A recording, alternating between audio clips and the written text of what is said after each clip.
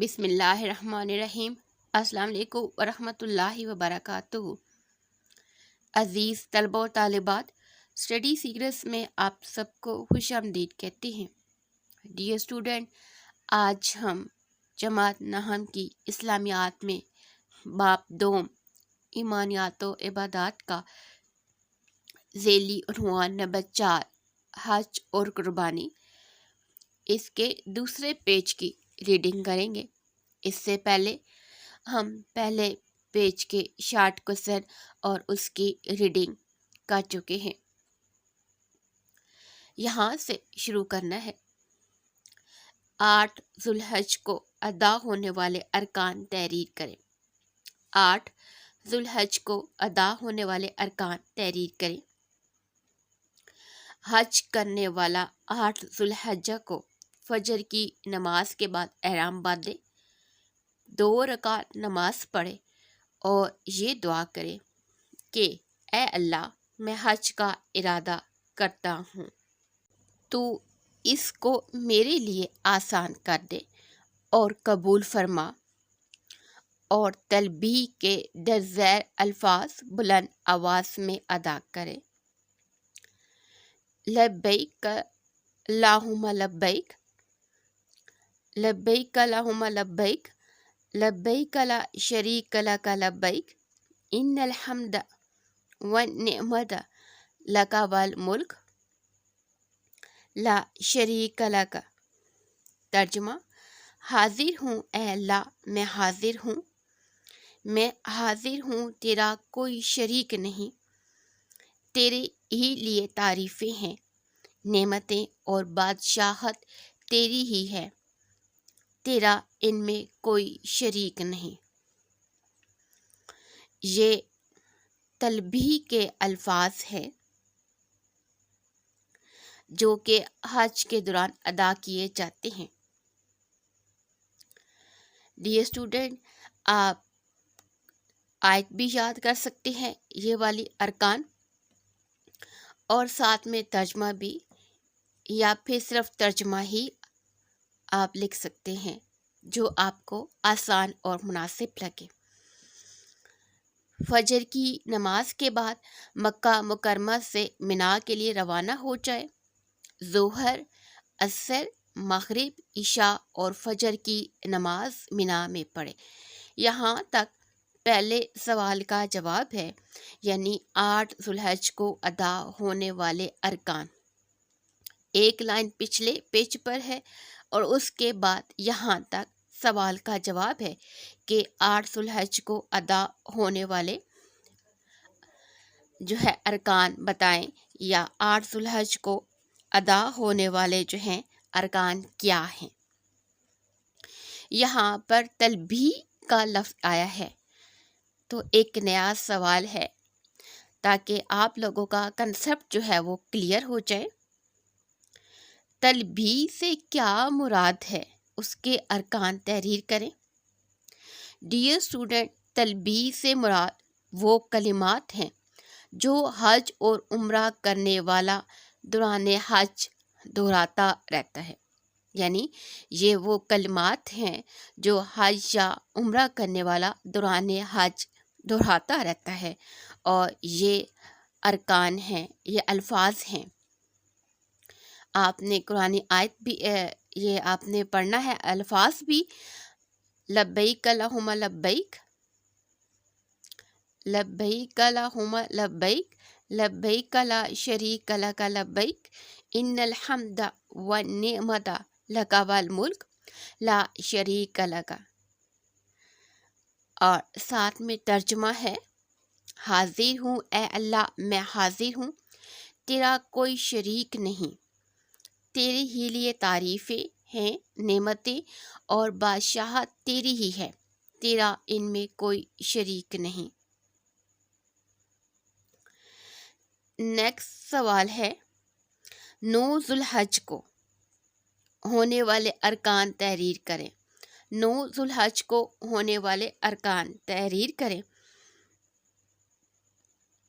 9 ذوالحج کو نماز فجر کے بعد منا سے عرفات کے لیے روانہ ہو، مغرب تک عرفات میں قیام کرے اور دعا مانگے، غروب آفتاب کے بعد میدان عرفات سے مزدلفہ کے لیے روانہ ہو۔ تو یہاں تک آپ کا سوال کا جواب ہے۔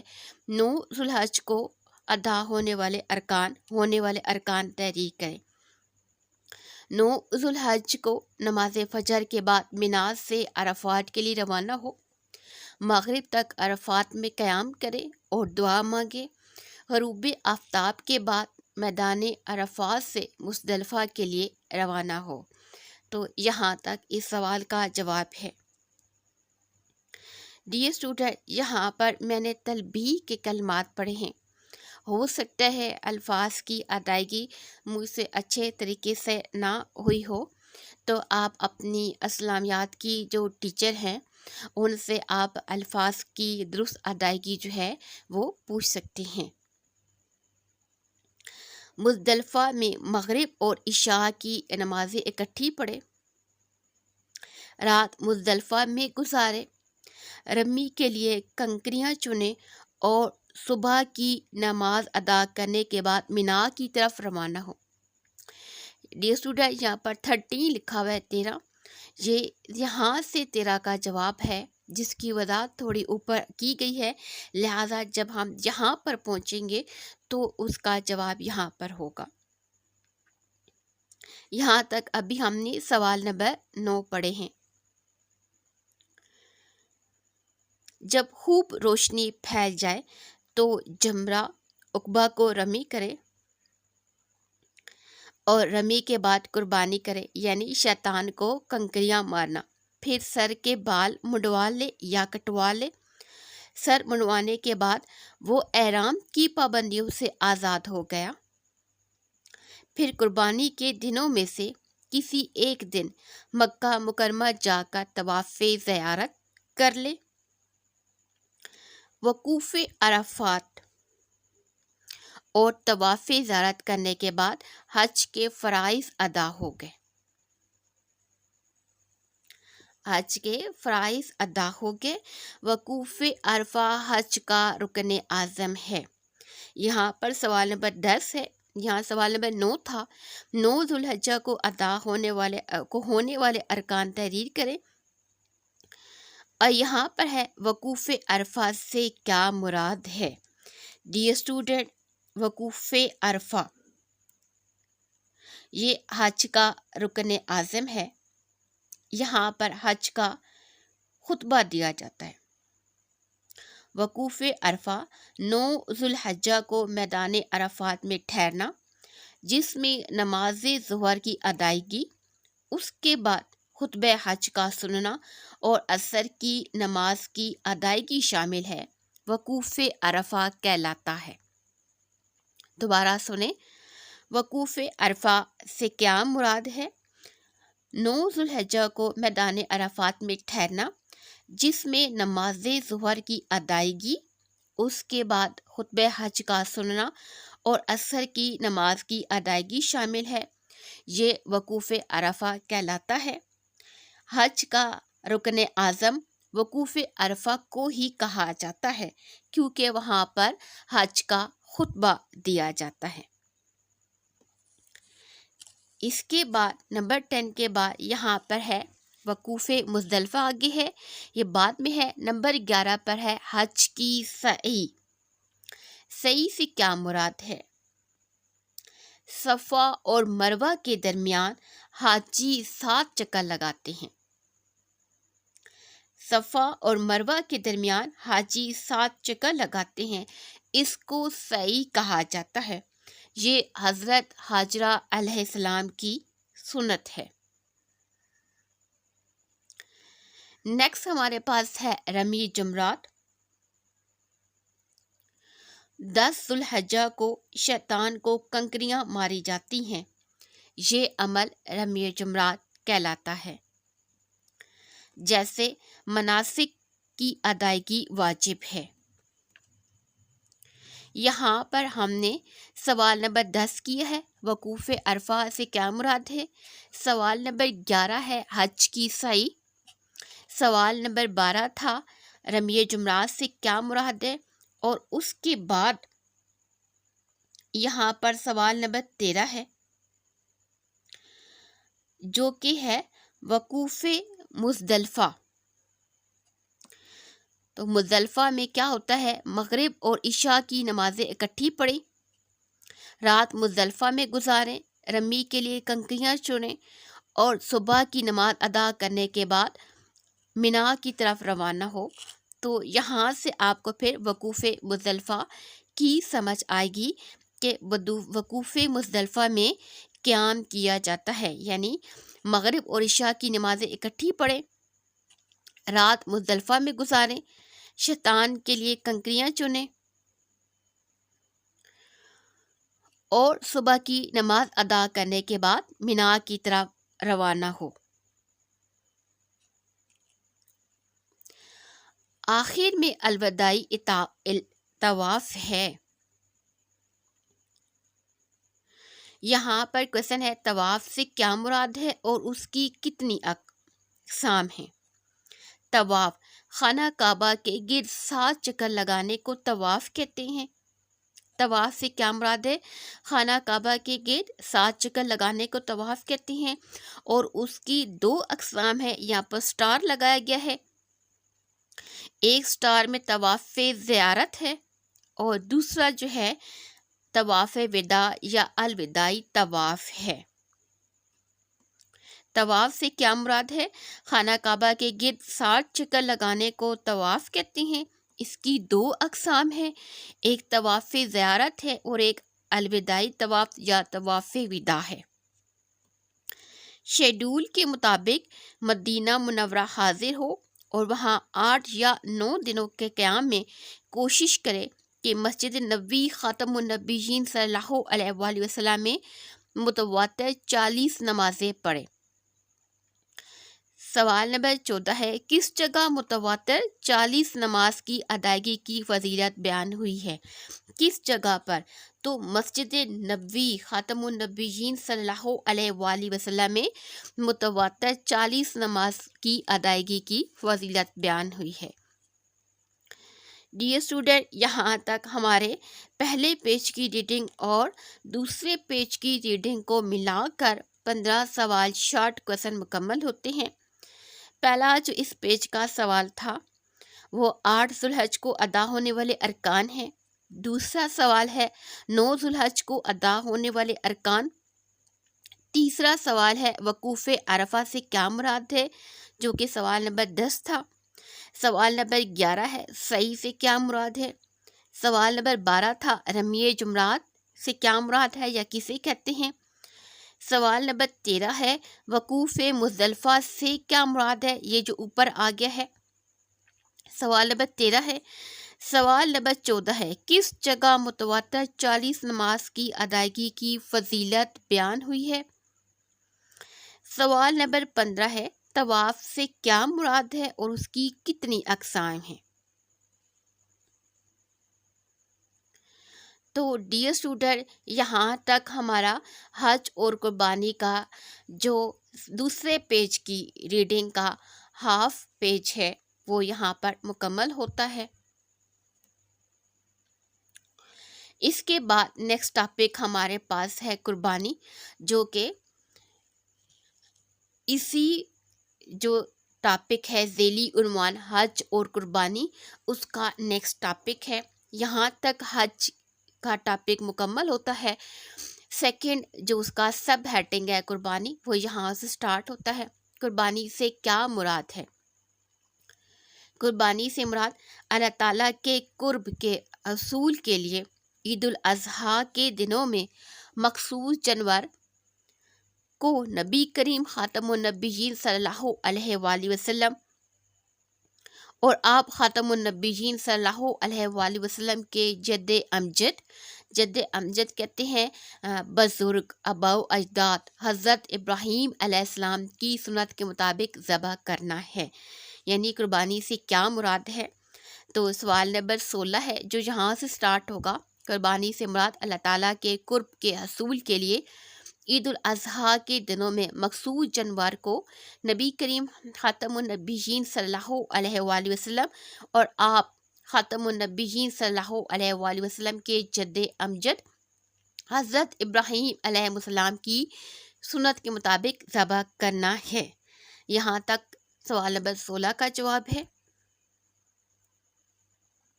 نیکسٹ سوال ہمارے پاس ہے، قربانی کی فضیلت بیان کریں۔ قربانی کی فضیلت بیان کریں۔ عید الاضحیٰ کے دن قربانی سے زیادہ فضیلت والا کوئی عمل نہیں۔ یہ دن سال کا افضل ترین دن شمار ہوتا ہے۔ قربانی نہ کرنے پر سخت وعید آئی ہے۔ نبی کریم صلی اللہ علیہ وآلہ وسلم کا فرمان ہے، جس شخص کو قربانی کی وسعت ہو اور وہ قربانی نہ کرے تو وہ ہماری عیدگاہ کے قریب نہ آئے۔ تو یہاں تک سوال کا جواب ہے، قربانی کی فضیلت بیان کریں۔ حدیث ہے سنن ابن ماجہ اور حدیث نمبر ہے 3123۔ اسی کے ساتھ سوال نمبر 17 بھی ہے، استطاعت کے باوجود قربانی نہ کرنے کی کیا وعید ہے؟ یعنی استطاعت کے باوجود قربانی نہ کرنے کی کیا وعید ہے؟ تو یہاں پر دیکھیں، جس شخص کو قربانی کی وسعت ہو، یعنی جس شخص کو قربانی کی استطاعت ہو اور وہ قربانی نہ کرے تو وہ ہماری عیدگاہ کے قریب نہ آئے۔ یہ سوال نمبر 17 کا بھی جواب ہے، اور قربانی کی فضیلت بیان کریں اس کا بھی جواب ہے۔ سوال نمبر 18 ہے، عید کی نماز سے پہلے قربانی نہیں کی جا سکتی۔ اپنے ہاتھ سے قربانی کرنا افضل ہے۔ اگر خود جانور ذبح نہ کر سکتا ہو تو کوئی دوسرا مسلمان اس کی جگہ جانور ذبح کر سکتا ہے، مگر اجازت ضروری ہے۔ سوال نمبر 18 ہے، قربانی کے متعلق 2 احکام و مسائل تحریر کریں۔ قربانی کے متعلق 2 احکام و مسائل تحریر کریں۔ ڈیئر اسٹوڈنٹ، یہاں پر سٹار لگا کر 2 پوائنٹ بتائے گئے ہیں۔ سوال نمبر یہ 18 ہے، قربانی کے متعلق 2 احکام و مسائل تحریر کریں۔ عید کی نماز سے پہلے قربانی نہیں کی جا سکتی، ایک ہو گیا، اور دوسرا اپنے ہاتھ سے قربانی کرنا افضل ہے۔ اگر خود جانور ذبح نہ کر سکتا ہو تو کوئی دوسرا مسلمان اس کی جگہ جانور ذبح کر سکتا ہے، مگر اجازت ضروری ہے۔ تو یہ 2 مسائل ہو گئے، احکام و مسائل۔ پہلا، عید کی نماز سے پہلے قربانی نہیں کی جا سکتی، اور دوسرا اپنے ہاتھ سے قربانی کرنا افضل ہے، اور آگے اس طرح ڈیٹیل ہے۔ نبی کریم خاتم النبیین صلی اللہ علیہ وآلہ وسلم نے اپنی ازواج مطہرات رضی اللہ تعالی عنہ کی طرف سے بھی گائے کی قربانی فرمائی تھی۔ اجتماعی قربانی میں ایک گائے میں 7 افراد اور اونٹ میں بھی 7 افراد شریک ہو سکتے ہیں، البتہ کم از کم کی کوئی تعداد متعین نہیں۔ 2 یا 3 لوگ بھی برابر گوشت تقسیم کر کے قربانی کر سکتے ہیں۔ سوال نمبر 19 ہے، اجتماعی قربانی سے کیا مراد ہے؟ تو یہاں سے شروع ہوگا۔ اجتماعی قربانی میں ایک گائے میں 7 افراد اور اونٹ میں بھی 7 افراد شریک ہو سکتے ہیں، البتہ کم از کم کی کوئی تعداد متعین نہیں۔ 2 یا 3 لوگ بھی برابر گوشت تقسیم کر کے قربانی کر سکتے ہیں۔ قربانی کا فلسفہ یہ ہے کہ اللہ تعالیٰ کی رضا کے حصول کے لیے اپنی خواہشات کو قربان کر دیا جائے، اور اس بات کا عہد کیا جائے کہ اگر ہمیں اللہ تعالیٰ کی راہ میں اپنی جان بھی قربان کرنا پڑے تو ہم دریغ نہیں کریں گے۔ سوال نمبر 20 ہے، قربانی کا فلسفہ بیان کریں۔ تو یہاں سے شروع ہوگا۔ قربانی کا فلسفہ یہ ہے کہ اللہ تعالیٰ کی رضا کے حصول کے لیے اپنی خواہشات کو قربان کر دیا جائے، اور اس بات کا عہد کیا جائے کہ اگر ہمیں اللہ تعالیٰ کی راہ میں اپنی جان بھی قربان کرنا پڑے تو ہم دریغ نہیں کریں گے۔ سوال نمبر 21 ہے، حج کس طرح مسلمانوں کے باہمی اتحاد کو فروغ دیتا ہے؟ حج کس طرح مسلمانوں کے باہمی اتحاد کو فروغ دیتا ہے؟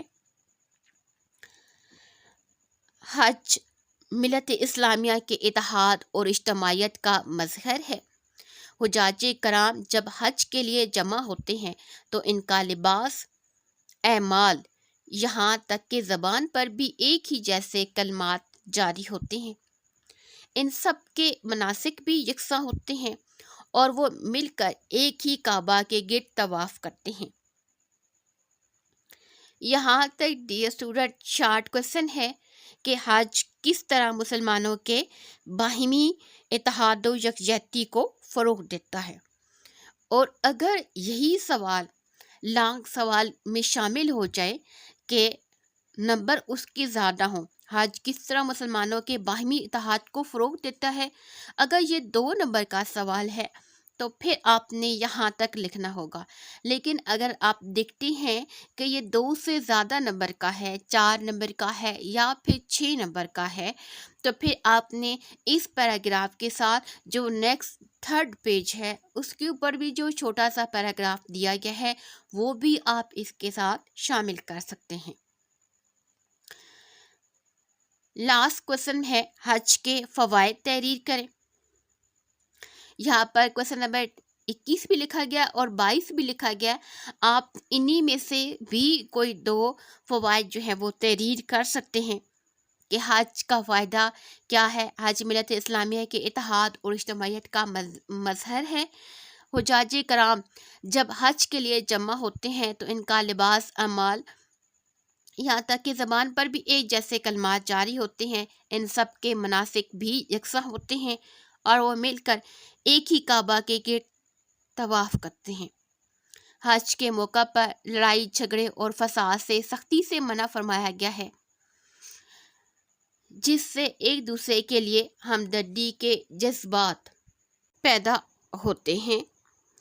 حاجی جب حج کرنے کے لیے مکہ مکرمہ کی طرف سفر کرتا ہے تو وہ صرف حج کا عظیم الشان فریضہ ہی انجام نہیں دیتا بلکہ اسے حرمین شریفین یعنی حرم مکی اور حرم مدنی کی زیارت بھی نصیب ہوتی ہے۔ وہ خانہ کعبہ کی زیارت کرتا ہے اور اس سے لپٹ کر اللہ تعالیٰ سے دعائیں کرتا ہے، مسجد نبوی صلی اللہ علیہ وآلہ وسلم کی زیارت کا شرف پاتا ہے اور روضہ رسول صلی اللہ علیہ وآلہ وسلم پر حاضر ہو کر درود و سلام پیش کرتا ہے۔ حجاج کرام کو مکہ مکرمہ، مدینہ منورہ اور طائف میں ایسے بہت سے مقامات کی زیارت کا موقع ملتا ہے جن کا سیرت طیبہ سے گہرا تعلق ہے۔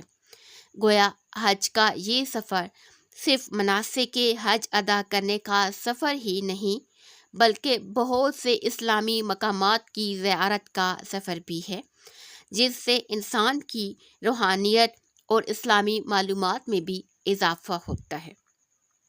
ڈیئر اسٹوڈنٹ، یہاں پر ہمارا ٹاپک حج اور قربانی ختم ہوتا ہے۔ مجھے امید ہے آپ کو اس ٹاپک کے شارٹ اور لانگ کویسچن کی اچھے طریقے سے سمجھ آ گئی ہوگی اور آپ پیپر میں انتہائی اچھی انداز میں اس ٹاپک کو تیار کر کے لکھ سکتے ہیں۔